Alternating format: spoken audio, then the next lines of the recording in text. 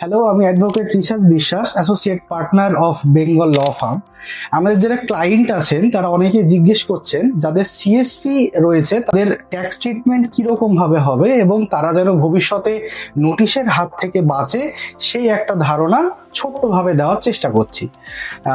অনেকেরই ভুল ধারণা এটা রয়েছে যে সিএসপি থাকলে যেহেতু অনেক ট্রানজাকশন স্বাভাবিকভাবেই তারা ভাবে যে আমাদের জন্য ট্যাক্স অডিট অ্যাপ্লিকেবল, কিন্তু এটা সম্পূর্ণ ভুল ধারণা।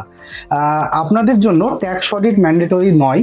আপনাদের অ্যাকচুয়ালি যত ট্রানজাকশন হচ্ছে তার উপরে একটা সার্টেন পার্সেন্টেজ অফ অ্যামাউন্ট আপনারা কমিশন হিসাবে গ্রহণ করেন, অর্থাৎ সেটাই হচ্ছে আপনাদের ইনকাম। এবার আইটিআর ফাইলিং এর সময় যে কমিশনটা আপনি পাচ্ছেন, দেখা যাচ্ছে 1 কোটি টাকা ট্রানজাকশন করে আপনার ইনকাম হচ্ছে 10,000 টাকা সাপোজ, তাহলে ওই 10,000 টাকাটাই আপনার ইনকাম। আপনার জন্য অ্যাডিশনালি ট্যাক্স অডিট করার কোনো প্রয়োজন নেই। নর্মাল আইটিআর 3-তে আপনাদের কাজ সম্পূর্ণ হয়ে যাবে এবং এটা লিগ্যাল এবং সম্পূর্ণভাবে সিকিউর। সাথে যদি কোনো নোটিশ আসে সেক্ষেত্রে আপনাদের সিএসসি যে সার্টিফিকেটটা রয়েছে সেটা যদি গভর্নমেন্টকে শো করেন তাহলে আপনারা সম্পূর্ণভাবে